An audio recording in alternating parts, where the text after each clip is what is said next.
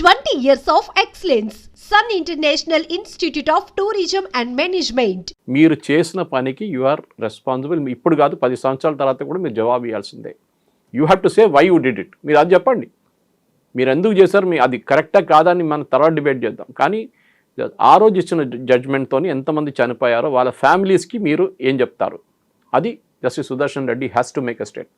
ఇప్పుడు రిటైర్డ్ జడ్జిలందరూ కలిసి ఒక లెటర్ అయితే రాశారు. ఇప్పుడు మీరు చేసినటువంటి కమెంట్స్ వల్ల న్యాయ వ్యవస్థ మీద నమ్మకం పోతోంది, ఆరోపణలు అనుమానాలు వచ్చేలా ఉన్నాయి అనేటువంటి మాటని ఓపెన్ లెటర్ రాశారు కదా సార్. అంటే గతంలో తీసుకున్నటువంటి ఒక నిర్ణయాలు జడ్జిమెంట్స్ అప్పుడే ఎందుకు స్పందించలేదు ఇంతకాలం తర్వాత? అంటే అక్కడ బాధితులకు ఆ న్యాయం జరిగి ఉంటుంది, లేకుంటే జరగాల్సినటువంటి న్యాయం జరగలేదు అనుకున్నప్పుడు అది కూడా ఎలక్షన్స్ టైంలో ఇప్పుడు మాత్రమే ఎందుకు బయటికి రావాల్సి వచ్చింది? దీనికన్నా ముందు కూడా ఆ టైంలో if you go back to the old media, అప్పుడు టెలివిజన్ లేకుండే, అప్పుడు సోషల్ మీడియా లేకుండే టైంలో, కానీ అప్పుడున్న చాలామంది క్రిటిసైజ్ చేశారు. కానీ అప్పుడు బీజేపీ ఇంత పవర్ఫుల్ పొజిషన్ లేరు, okay, as they are today. So డెఫినెట్గా క్రిటిసైజ్ చేశారు. నేను ఒకటే మాట వీళ్ళని అడుగుతున్నాను, మరి మీరు చెప్పారు కదా 15 జడ్జెస్ రాశారు రిటైర్డ్. బీజేపీ వాళ్ళు 30 వాళ్ళు తీసుకొస్తారు రేపు రిటైర్డ్ వాళ్ళ జస్టిస్ సుదర్శన్ రెడ్డి వ్యతిరేకంగా స్టేట్మెంట్ ఇచ్చి అప్పుడు చూడండి, అప్పుడు వీళ్ళు అంటారు వీళ్ళంతా కాంప్రమైజ్ అయిపోయారు, అమిత్ షాకి అమ్ముడుపోయారు అని చెప్పేసి చెప్తారు. That is not the point. The point is very simple. Supreme court తీసుకోండి. సుప్రీంకోర్టు ప్రెసిడెన్షియల్ రెఫరెన్స్లో ఎన్ని రోజులు గవర్నర్ కానీ ప్రెసిడెంట్ కానీ బిల్ మెయింటైన్ చేసుకోవచ్చు, దాని తర్వాత సైన్ చేయాల్సిందే, డిలే కాకూడదు. బ్రేక్ డౌన్ ఆఫ్ జస్టిస్ వస్తుందన్నారు, బ్రేక్ డౌన్ ఆఫ్ అడ్మినిస్ట్రేటివ్, అంటే మీరు ఒక అసెంబ్లీ పాస్ చేసిన రెజల్యూషన్ మీరు సైన్ చేయకపోతే అది ల్యాప్స్ అయిపోతుందని. ఇదే సుప్రీంకోర్టు జడ్జెస్ దగ్గర అడగండి, మీ దగ్గర ఇన్ని కేసులు పడి ఉన్నాయి కదా, మీరు కూడా ఒక డెడ్ లైన్ పెట్టండి. ఈ కేసు 3 నెలల కన్నా, ప్రతి కేసు 3 నెలల లోపల డిసైడ్ అయిపోతుందని చెప్తే ఎందుకు చేయట్లేదు? మీరు రిటైర్ అయిపోయి, మీ తర్వాత వచ్చిన చీఫ్ జస్టిస్ రిటైర్ అయిపోయి 10 సంవత్సరాలు 20 సంవత్సరాలు 30 సంవత్సరాల నుంచి కేసులు నడుస్తున్నాయి. మళ్ళీ మీకు డెడ్ లైన్ లేదండి. ఓన్లీ ప్రెసిడెంట్కి గవర్నర్కే డెడ్ లైన్ ఉంటుందా? Justice delayed is justice denied. మీరు కూడా ప్రతి కేసు అంతా ఒక ఫ్యామిలీ ఉంటుంది, ఒక ఇండివిజువల్ ఉంటారు. మీరు వాళ్ళకి జస్టిస్ ఇవ్వట్లేదు. మీరు 10 సంవత్సరాలు మీ మీద అకౌంటబిలిటీ లేదు, కానీ మీరు అందరి మీద అకౌంటబిలిటీ చెప్తారు. ఇది అడగాల్సిన ప్రశ్న. Why supreme court not asking? మాకు కూడా డెడ్ లైన్ ఉండాలి, మా దగ్గర వచ్చిన కేసులు మేము 3 నెలలు డిసైడ్ చేసేయాలి. ఇది ఎందుకు చెప్పట్లేదు? సో మీరు ఒక ఫింగర్ అట్లా పాయింట్ చేస్తే 3 ఫింగర్ మీ వైపు ఉంటుంది. అది గుర్తుపెట్టుకోవాలి సుప్రీంకోర్టు జడ్జెస్ కూడా. మీరు రిటైర్ అయినా కానీ మీ ప్రతి జడ్జ్, మీరు రామ్ జన్మభూమి గురించి క్రిటిసైజ్ చేశారు కదండి ఎక్స్ చీఫ్ జస్టిస్ని, ఎంతో మాటలు చెప్పారు. మోదీ గవర్నమెంట్ దానికోసం ఆయన్ని రాజ్యసభకు పంపించారు. జస్టిస్ చంద్రచూడ్ వ్యతిరేకంగా మాట్లాడారు, ఆయన చేసిన జడ్జ్మెంట్స్ గురించి క్రిటిసైజ్ చేశారు. ఎన్నో యాంటీ గవర్నమెంట్ జడ్జ్మెంట్స్ ఇచ్చారు కదా, అది దాని గురించి మాట్లాడలేదు. ప్రతి దానికి మీకు ఎగ్జాంపుల్ ఇచ్చాను. ఇప్పుడు అరెస్ట్కి అదే టైంలో Arnab Goswami arrest Karnataka police register చేసిన కేసు ఉన్నప్పుడు సుప్రీంకోర్టుకి వస్తే ఏమన్నారు? You go to the high court అన్నారు. మళ్ళీ ఇవి సిద్ధార్థ్ వరదరాజన్ అండ్ కరణ్ థాపార్కి ఎందుకండి వాళ్ళు supreme court is hearing them immediately? ఇప్పుడు నిన్న కూడా చూసా ఏదో ఒక యూట్యూబర్ని మళ్ళీ ఆపేశారు అరెస్ట్, ఎందుకంటే anti Modi story. So it is a double edge sword. వీళ్ళు గుర్తుపెట్టుకోవాలి, మీరు చేసిన ప్రతి జడ్జిమెంట్కి ఇట్ విల్ బీ అకౌంటబుల్. మీకు డబ్బులు ఇచ్చి మిమ్మల్ని అక్కడ కూర్చోబెట్టారు సుప్రీంకోర్టు జడ్జిగా, యు ఆర్ ఆల్సో ఆన్సరబుల్. మీరేదో నేను ఒక దేవుడు, నన్ను ఎవరు ముట్టకూడదు అని చెప్తే కాదు. We will question you. Justice Sudarshan కాదు, ఎవరైనా కానివ్వండి క్వశ్చన్ చేస్తాం. వాళ్ళు డిఫెండ్ చేసుకోమని చెప్పండి, that's not a point. So జడ్జిలు అనేవాళ్ళు చాలా న్యూట్రల్గా ఉండాలి, బయాస్డ్గా ఉండకూడదు అనేది, చాలా బ్యాలెన్స్ అనేది మెయింటైన్ చేయాలి అనుకున్నప్పుడు ఎక్కువగా లెఫ్ట్ ఐడియాలజీ ఉన్న వాళ్ళే ఇప్పుడు లీడింగ్లో ఉన్నారు, వాళ్ళే కీ పొజిషన్లో ఉన్నారు అనుకున్నప్పుడు ఎందుకని చర్యలు అనేవి ఉండలేదు? యాక్చువల్గా ఒక డౌట్ అనేది వస్తుంది. అక్కడ దాకా వెళ్తే మీరు చెప్పినట్టుగా కొంతమందికి అయితే బెయిల్ వస్తుంది, లేకుంటే కొంతమంది కేసులు కొట్టేస్తారు, కొంతమందికి జైలు వస్తుంది, లేకపోతే కొంతమంది కింది కోర్టుకు వెళ్ళమని చెప్తారు అనుకున్నప్పుడు వేర్ ఇస్ ద జస్టిస్ అనేటువంటి ఒక డౌట్ వస్తుంది కదా. లేదండి, జస్టిస్ లేదు మన కంట్రీలో. నేను ఎన్నోసార్లు చెప్పాను, I'm saying at the threat of facing contempt of court. Yes, there is no justice in this country. డబ్బులు ఉన్నోడికి జస్టిస్ ఉంది ఇక్కడ. కపిల్ సిబ్బల్ 40 లక్షలు తీసుకుంటాడు ప్రతి హియరింగ్కి. మీకు కావాలంటే ఇట్లా మీకు బెయిల్ ఇప్పించేస్తాడు. మీ హియరింగ్ ఒక్క రోజులో 24 అవర్స్లో మీరు అదే టైంలో ఒక చిన్న లాయర్ని పెట్టుకొని వెళ్ళండి, 2 సంవత్సరాల దాకా మీ కేసే లిస్ట్ కాదు సుప్రీంకోర్టులో.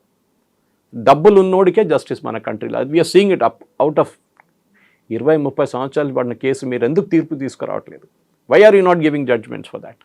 ఇప్పుడు వచ్చిన కేసులు ఎందుకు తీసుకుంటున్నారు? కొత్త దాంట్లో లేనిపోయిన కేసులు అన్నీ మీరు తీసుకుంటున్నారు. కుక్కల కేసు తీసుకున్నారు మీరు. అరే, I'm not saying it's not important, కానీ అది హైకోర్టు డీల్ చేయమని చెప్పండి. ఢిల్లీ హైకోర్టు ఉన్నారు కదా, ఢిల్లీ హైకోర్టు కూడా డెల్ట్ విత్ ఇట్. మీకు ఇంత పక్కన ఉన్న కేసులు పక్కన పెట్టి హియర్ చేస్తున్నారు, అది గుర్తుపెట్టుకోండి కవిత గారు. They are putting the cases aside, regular cases, and they are doing this. That is very important. So justice denied, that is the most important. మీరు చెప్పిన దానికి ఆలోచించాం, ఇంకెక్కడైనా సిస్టమ్ ఉందని చెప్పండి. 5 జడ్జెస్ కూర్చున్న 3 జడ్జెస్ కూర్చొని సుప్రీంకోర్టులో కొలీజియం అని చెప్పేసి మేమే సెలెక్ట్ చేసుకుంటాం.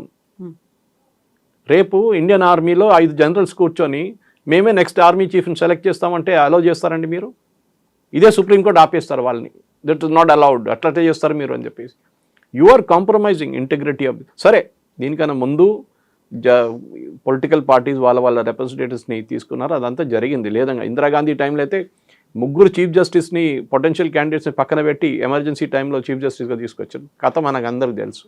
కానీ now we're talking about situation ఎక్కడ ఎట్లా వచ్చిందంటే 5 మందో 3 మంది కూర్చొని ఎవరిని చీఫ్ జస్టిస్ చేయాలి, ఎవరిని ట్రాన్స్ఫర్ చేయాలి, ఏ జడ్జిని సుప్రీంకోర్టుకి తీసుకురావాలి, ఏది తీసుకురాకూడదు మీరు ఎట్లా డిసైడ్ చేస్తారండి? ఎన్జేఎస్సీ నాకు బిల్ ఉండే, పార్లమెంట్ చేసిన బిల్, ఆ బిల్ని మీకు కొట్టుపడేస్తారు. కాన్స్టిట్యూషన్లో ఎక్కడ చెప్పట్లేదు that the judges of supreme court can form a collegium, ఎక్కడ లేదు ఆ rule. It's an illegal thing. దాన్ని ఎప్పుడో డిస్బ్యాన్ చేయాలి. కానీ గవర్నమెంట్ ఏంటంటే ఎందుకు లేనిపోని గొడవ అని చెప్పేసి ఇచ్చేసారు. ఎందుకంటే ఏం చేసినా కానీ గవర్నమెంట్ వీళ్ళేమంటారు, లేలే మీ ఫేవరెట్స్ని పెట్టుకున్నారు. యూఎస్లో ఇంత మాట్లాడతారు కదా మనం ఫ్రీడమ్ ఆఫ్ ఎక్స్ప్రెషన్, అది ఇది యూఎస్ ఇస్ అ మోడల్ అని చెప్పేసి. యూఎస్లో ప్రతి ప్రెసిడెంట్ అపాయింట్ చేసిన పొలిటికల్ అపాయింటీ ఉంటుంది. ప్రెసిడెంట్ అపాయింట్ చేస్తారు.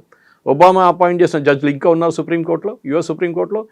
క్లింటన్ అపాయింట్ చేసుకున్న జడ్జెస్ ఉన్నారు, బుష్ అపాయింట్ చేసిన జడ్జెస్ ఉన్నారు, ఈవెన్ బైడెన్ అపాయింట్ చేసిన జడ్జెస్ ఉన్నారు, ఇంకా ఈవెన్ ట్రంప్ అపాయింట్ చేసిన జడ్జెస్ కూడా ఉన్నారు, లాస్ట్ టర్మ్లో అపాయింట్ చేసిన. సో అక్కడ పొలిటికల్ సిస్టమ్ నడుస్తుంది. Judges are appointed by the government యూఎస్లో. ఇక్కడ మన దగ్గర చేస్తే అయ్యో గవర్నమెంట్ అపాయింట్ చేస్తున్నారు, మోదీ గారిని చంచాలను పెట్టుకున్నారు జడ్జెస్ అని చెప్తారు. అప్పుడు అంటే మీరు ఇందిరాగాంధీ టైంలో మీరు అది మాట్లాడలేదే కాంగ్రెస్ వాళ్ళు? డెఫినెట్లీ కొలీజియం సిస్టమ్ ఇది illegal. Correct, checks and balances ఉండాల్సిందే. గవర్నమెంట్ ఒక్కరే కాదు, మన సిబిఐ డైరెక్టర్ సెలెక్షన్ చేస్తున్నట్ల మీరు chief justice, leader of opposition and prime minister కూర్చొని జడ్జెస్ సెలెక్షన్ డిసైడ్ చేసుకోవచ్చు. కానీ మీరు 5 మంది కూర్చొని డిసైడ్ చేయలేరు. It is a illegal thing total. యాక్చువల్గా ఆపరేషన్ కగార్కి సంబంధించి ఇప్పుడు పెద్ద ఎత్తున జరుగుతోంది. ఆపరేషన్ కగార్ అనేది కూడా నక్సల్స్ని బలవంతంగా అణచివేయాలని చూస్తున్నారు. ఇప్పుడు మనం ఏదైతే సల్వాజూడం గురించి మాట్లాడుకున్నామో ఆపరేషన్ కగార్ కూడా అలాంటిదే. ఒకవేళ మీరు ఏదైనా బలవంతంగా అణచాలని చూస్తే అది ఇంకో చోటికి వెళ్తుంది, ఇంకో చోట ఇంకో రూపంలో వ్యాప్తి చెందుతుంది అని అమిత్ షా అయితే చాలా క్లియర్గా మార్చి 26 కల్లా చివరి మావోయిస్ట్ని కూడా మేము అంతం చేస్తాము, డెత్ బెడ్ మీద వాళ్ళు ఉన్నారు, ఆఖరి శ్వాస పీల్చుకుంటున్నారని చెప్పినప్పటికీ అక్కడ కూడా హ్యూమన్ రైట్స్ ఇష్యూస్ అనేవి వస్తున్నాయి కదా. హ్యూమన్ రైట్స్ ఇష్యూస్ ఎప్పుడు చూడండి వన్ వే స్ట్రీట్ లాగా ఉంటుంది. నక్సలైట్స్ ఎవరన్నా ఆర్డినరీ ఒక సర్పంచ్నో ఆ విలేజ్లో నాకు పోలీస్ ఇన్ఫార్మర్ అని చంపినప్పుడు ఈ హ్యూమన్ రైట్స్ వాళ్ళు ఎవరు కనిపించారు మీకు. అప్పుడు నక్సలైట్ని చంపినప్పుడు హ్యూమన్ రైట్స్ వాళ్ళు అందరు లేసేస్తారు. ఆ టైంలో టెర్రరిస్ట్ని చంపినప్పుడు వచ్చేస్తారు హ్యూమన్ రైట్స్ ఏమైందని చెప్పి.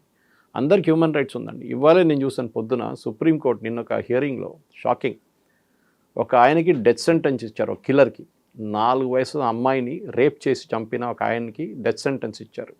అది లోవర్ కోర్ట్ నుంచి మొదలైంది 20 సంవత్సరాల ముందు ఎక్కడో. లాస్ట్లో సుప్రీంకోర్టు దాకా వచ్చి ఐ థింక్ 2017లో సుప్రీంకోర్టు కన్ఫర్మ్ చేశారు ఎస్ డెత్ సెంటెన్స్ అని. ప్రెసిడెంట్ దగ్గర వెళ్ళింది, ప్రెసిడెంట్ రిజెక్టెడ్ ద అపీల్. అప్పుడే ఉరి తీసేయాలి ఉన్నాయని, you should been hung then. ఇప్పుడు సుప్రీంకోర్టుకి వచ్చి సుప్రీంకోర్టు ఏమంటున్నారు, కాదు అది మొత్తం ప్రాసెస్ ఫాలో చేసామా లేదా అని మనం చూడాలని. మీరు మాట్లాడుతున్న ఇదే హ్యూమన్ రైట్స్. మొత్తం ఒక పాత జడ్జ్మెంట్ ఉంది, మనోజ్ కేసు ఒకటి ఉంది. ఆ జడ్జ్మెంట్లో ఉన్న పారామీటర్స్ ఫాలో చేశారు ఆ డెత్ సెంటెన్స్ కోసం. ఈ 4 వయసుల అమ్మాయిని రేప్ చేసి చంపిన ఆ అమ్మాయికి హ్యూమన్ రైట్స్ లేదండి. ఈ కిల్లర్స్కి హ్యూమన్ రైట్స్ ఉందా? అదే అడుగుతాను ఈ సుప్రీంకోర్టు దగ్గర. మీకు ఇంకా పనేం లేదా సుప్రీంకోర్టు జడ్జెస్కి? ఒక ఆయన ప్రూవన్ కేస్ సుప్రీంకోర్టే రిజెక్ట్ చేశారు, రివ్యూ రిజెక్ట్ చేశారు. దాని తర్వాత ప్రెసిడెంట్ దగ్గర ప్రెసిడెంట్ రిజెక్ట్ చేశారు. దాని తర్వాత మళ్ళీ మీరు తీసుకొస్తున్నారు యసీన్ మలీక్ ఇట్లాంటి వాళ్ళని అందరినీ మీరు చూస్తున్నారు. వాళ్ళ కోసం ఏ హ్యూమన్ రైట్స్ ఉండదు, అన్నీ వాళ్ళకి ఇచ్చేస్తారని. ఇది ప్రాబ్లం. కశ్మీరీ టెర్రరిస్ట్ కానీ ఎవరైనా కానీ రాత్రిపూట 1 గంటకు డోర్ ఓపెన్ చేసి హియర్ చేసిన సుప్రీంకోర్టు ఇది. మళ్ళీ మీరు ఆర్డినరీ సిటిజన్స్కి ఎందుకు చేయట్లేదండి? అది వాళ్ళకి హ్యూమన్ రైట్స్ లేదండి. మన దగ్గర ఎంతోమంది నక్సలైట్స్ చంపిన ఫ్యామిలీస్ ఉన్నారు మన దగ్గర. వాళ్ళకి హ్యూమన్ రైట్స్ ఎవరు అడగట్లేదే. పోలీసు వాళ్ళని చంపారు, ఉమేష్ చంద్ర కానివ్వండి, కేఎస్ వ్యాస్ గారు అని, వాళ్ళకి హ్యూమన్ రైట్స్ లేదండి. It's 2 way street, 1 way street కాదు ఇది.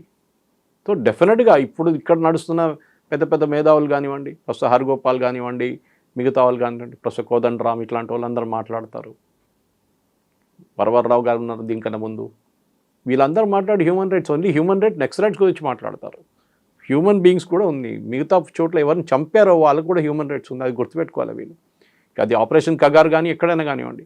నేను దీనికన్నా ముందు మీకు ఎక్స్ప్లెయిన్ చేశాను, నెక్స్ట్ రైట్ చేతిలో పోలీసులను చంపేస్తారు, పోలీసుల చేతిలో నెక్స్ట్ రైట్ అయితే వాళ్ళు కూడా చంపేస్తారు. కథ 2-way స్ట్రీట్. అది జస్టిస్ లేదు రెండు సైడ్లలో, కరెక్టే, ఐ యాక్సెప్ట్ ఇట్. కానీ that is the law of the jungle అంటాం మన ఇంగ్లీష్లో. ఆటవిక న్యాయం అంటాం. ఏం చేయలేం, మీకు చేతులు దొరికితే వాళ్ళు ల్యాండ్ మైన్ బ్లాస్ట్ చేసి ఎంతమంది చంపారు మనం చూసాం. దీనికన్నా ఒక 74 మంది సిఆర్పిఎఫ్ని చంపారు ఒకసారి ఛత్తీస్గఢ్లో. అప్పుడు పండగ చేసుకున్నారు జేఎన్యూలో, జవహర్లాల్ యూనివర్సిటీలో సెలబ్రేషన్ చేశారు. ఆలోచించండి, మన సోల్జర్స్ని, మన సిఆర్పిఎఫ్ వాళ్ళని నెక్స్ట్ రైట్ చంపితే పండగ చేసుకున్నారు జేఎన్యూలో. అప్పుడు ఎక్కడ పోయిందండి హ్యూమన్ రైట్స్? ఆ 74 ఫ్యామిలీలు, వాళ్ళ వైఫ్స్ కానీ వాళ్ళ పిల్లలకి ఎవరు హ్యూమన్ రైట్స్ చెప్పారండి? అప్పుడెవరు హ్యూమన్ రైట్స్ గురించి అడగట్లేదు, అప్పుడెవరు పోస్ట్మార్టం గురించి అడగట్లేదు, ఎవరు వీడియో ఫిల్మ్ చేయాలని అడగట్లేదు. కానీ ఇటువైపు వస్తే మొత్తం హ్యూమన్ రైట్స్ వచ్చేస్తారు. దానికి రెడీగా కోర్టు కూర్చుంటారు, హియరింగ్ రాత్రికి రాత్రి హియరింగ్ పెడతారు. ఒక నార్మల్ పర్సన్కి ఈ కంట్రీలో జ్యుడిషియల్ సిస్టంలో అస్సలు ప్లేస్ లేదు. మీరు సుప్రీంకోర్టుకి వెళ్ళండి ఒకసారి, మీకు తెలిసిపోతుంది. అప్పుడు లక్షలు ఖర్చు పెట్టాల్సి వస్తుంది. మీరు అడ్వకేట్ అని రికార్డ్ తీసుకోవడం మీరు లక్షలు ఇవ్వాల్సి వస్తుంది. దాని తర్వాత మీ జ్యుడిషియల్ ఆఫీసర్ ఒక్క స్ట్రోక్లో సుప్రీంకోర్టు హియరింగ్ పోస్ట్పోన్, కథం, నెక్స్ట్ హియరింగ్ సంవత్సరం తర్వాత అయిపోయింది. మీరు ఇంత డబ్బులు పెట్టి ఖర్చు పెట్టి ఢిల్లీ దాకా వెళ్ళి హోటల్లో ఉండి అడ్వకేట్కి డబ్బులు ఇచ్చిన తర్వాత మీ హియరింగ్ కూడా మీరు పట్టించుకోవాలి. వాళ్ళు ఒక 5 సెకండ్స్లో డిస్పోజ్ చేసిస్తారు మిమ్మల్ని. ఎందుకంటే you are not Kapil Sibal, you are not Abhishek Manu Singhvi, మీరు వృందా గోవర్ కాదు. వాళ్ళు వస్తే వింటారు సుప్రీంకోర్టు, వాళ్ళకి హ్యూమన్ రైట్స్ ఉంది, వాళ్ళకున్న క్లయింట్స్ని ఇమ్మీడియట్గా రిలీఫ్ ఇస్తారు. నార్మల్ సిటిజన్కి అసలు ఎవ్వడు పట్టించుకోడు ఈ కంట్రీలో. That is the problem. NJAC ఏ రోజు రిజెక్ట్ చేశారో సుప్రీంకోర్టు, ఆ రోజు నుంచి ఒక డెస్పాటిక్ సిస్టమ్, 1-way ట్రాఫిక్ మొదలైంది సుప్రీంకోర్టులో. ఎవరు జడ్జెస్ కావాలంటే వాళ్ళే అపాయింట్ చేసుకుంటున్నారు, ఎవరు కావాలంటే వాళ్ళే జడ్జ్మెంట్లు ఇచ్చుకుంటున్నారు, అన్నీ చేస్తారు వీళ్ళు. 4 సంవత్సరాలు నా అమ్మాయిని రేప్ చేసిన మనిషికి హ్యూమన్ రైట్స్ గురించి మాట్లాడుతున్నారు ఇదే సుప్రీంకోర్టు. సో ఇది ప్రాబ్లం అన్నమాట వీళ్ళది. సో వీళ్ళకి రాహుల్ గాంధీ లాంటి వాళ్ళకి చెప్పడానికి చాలా ఈజీ. ప్రెషర్ పెట్టారు దానికోసం ఆపేసామని చెప్పేసి. ఎన్నిసార్లు యూఎస్ మన మీద ప్రెషర్ పెట్టారు మనకే తెలుసు. షిమ్లా అగ్రిమెంట్ ఎవరు చేయించారండి? ఇందిరాగాంధీతోని, జుల్ఫికర్ అలీ భుట్టోతోని. దానికన్నా ఒక సంవత్సరం ముందు బంగ్లాదేశ్ లిబరేట్ చేసిన మనిషిని 1 year తర్వాత మొత్తం ఇచ్చిన ల్యాండ్లన్నీ మనం ఇచ్చుకోవాల్సి వస్తుంది, including Haji Pir. 1600 square kilometers we return to Pakistan Shimla అగ్రిమెంట్లో. ఎందుకు ఇచ్చారంటే స్ట్రాంగ్ లేడీ, ఐరన్ లేడీ, ఎందుకంటే యూఎస్ డిక్టేట్ చేశారు, you have to give back this land అని చెప్పేసి. హాజీపీర్ అనేది చాలా పెద్ద హైట్లో ఉన్న మౌంటైన్. అది మన చేతిలో ఉంటే మన కార్గిల్ మనకే ఉంటుండే ఇప్పుడు దాకా. కానీ అప్పుడు కార్గిల్ జరిగిన వార్ జరగదు, కానీ వీ గేవ్ ఇట్ అవి, ఇచ్చేసాం. అది చేసి చాలా తప్పులు ఉన్నాయి అట్లాంటిది. అప్పుడన్నీ మనం చెప్పుకొని వస్తే చాలా ఉన్నాయి. యూఎస్ ఇంటర్ఫియర్ చేసింది, కేజీబీ ఇంటర్ఫియర్ చేసింది దానికన్నా ఎక్కువ. కేజీబీలో మిట్రోకిన్ ఆర్కైవ్ చూస్తే మీరు, one of the spice who defected to US, his name is మిట్రోకిన్. ఆయన రాసిన ఒక పుస్తకం ఉంది మిట్రోకిన్ ఆర్కైవ్స్ అని చెప్పి. దాంట్లో ఓపెన్గా చెప్తున్నారు, ఇందిరాగాంధీ క్యాబినెట్లో 3 మంత్రులు union ministers were KGB spies. KGB కోసం స్పైయింగ్ చేస్తున్న మనుషులు. వాళ్ళు ఏ క్యాబినెట్ మీటింగ్లో ఏ నిర్ణయం తీసుకుంటే నెక్స్ట్ మినిట్ మాస్కోకి తెలిసిపోతుంది. You're talking of the cold war days. ఆలోచించండి. సో మోదీ గారు ట్రంప్ చెప్పారని చెప్పి పడ్డం ఏం లేదండి. వీ విల్ ఎప్పుడు ఆపాలని మనకు తెలుసు. We cannot continue. మీరు బిలీవ్ చేయరు, ఆఫ్టర్ ద బంగ్లాదేశ్ వార్ మన కంట్రీ 4 సంవత్సరాలు బ్యాంక్రప్ట్ అయిపోయిందండి. ఏం చేయక్కర్లేదు, మీ ఇందిరాగాంధీ గారు చేసినట్లనే మోదీ గారు చెప్పాలి, సరే యుద్ధం కావాలన్నా మీకు ఒక డెఫినెట్గా చేయదు, ఒక పని చేస్తాను, రేపటి నుంచి పెట్రోల్ ప్రైస్లు 3 రూపాయలు పెంచేస్తాను, నాకు యుద్ధం నడిపించాలి కదా, డబ్బులు కావాలి కదా. అప్పుడు చూడండి, అప్పుడు మారిపోతుంది డైలాగ్. ఎందుకు యుద్ధం అవద్దొద్దు, 3 రూపాయలు పెట్రోల్ నేను కట్టాను. So every war comes with a price అంటారు. హ్యూమన్ ప్రైస్ ఉంటుంది, బడ్జెట్ ఉంటుంది, ఈ 2 ఉండాలి. ఎందుకంటే మిసైల్ ఫైర్ చేస్తే ఒక్కొక్క మిసైల్కి ఎంత పడుతుంది? S-400ది $1 million పడుతుంది. So you cannot afford it. So కావాలంటే నడిపిస్తాం, కానీ ఏమండి, what is the end? Russia Ukraine కొట్టుకున్నట్లు కొట్టుకుంటే పోతాం, వాళ్ళు మన మీద వేస్తారు, మనం వాళ్ళ మీద వేస్తాం, మళ్ళీ వాళ్ళు మన మీద వేస్తారు. చిన్నపిల్లల ఆట కాదు కదా. So you have to have that maturity. అదే మళ్ళీ రిటర్న్ అదే పాయింట్కి వస్తాం అనమాట. ఎమోషనల్ మెచ్యూరిటీ లేదు. ఏదైనా మన ఇంట్లో కూడా డిస్కస్ చేస్తున్నప్పుడు కూల్గా ఆలోచించాలి ఏదైనా కానీ. Something similar should be done when you're dealing with politics also. So ఇప్పుడు మనం పాకిస్తాన్ నుంచి ఇక్కడికి వచ్చిన వాళ్ళు అక్రమంగా ఉన్నారు, లేకుంటే వీసా గడువు ముగిసిపోయింది, ఇమ్మీడియట్గా వాళ్ళని పంపించేసాము ఒక డెడ్ లైన్ అనేది పెట్టుకొని. ఇప్పుడు అలాంటి గడువే మే 30 వరకు ఉంది. వివిధ దేశాల నుంచి అక్రమంగా మన దగ్గరకు వచ్చిన వాళ్ళు అథెంటిక్గా వాళ్ళు ఉంటే ఓకే, అదర్వైజ్ మీరు వెళ్ళిపోండి అనే మాట. ఇప్పుడు ఇక్కడ ఒక రకమైనటువంటి కాన్ఫ్లిక్ట్ ఏమైనా కనిపిస్తుందా? వివిధ దేశాల నుంచి వచ్చారు, అందులో చాలా వరకు రోహింగ్యాలు వీళ్ళంతా ఉన్నారు. అందులో వాళ్ళ మీద సర్జికల్ స్ట్రైక్ చెయ్యాలి అనేటువంటి ఒక మాట కూడా గతంలో వినిపించింది. సో ఇక్కడ ఇంటర్నల్గా ఇంతమంది ఉన్నారు అనుకున్నప్పుడు డీల్ చేయాల్సింది ఎలా అంటారు? స్ట్రాటజీ ఎలా ఉండాలంటారు? మా యూఎస్ చేస్తున్నారండి, ఇల్లీగల్ వీసా పంపించేస్తున్నారు కదా అందరినీ. అలాంటిది మనం ఇప్పటిదాకా చేయలేదు కదా. చేయలేదు, అది ప్రాబ్లం.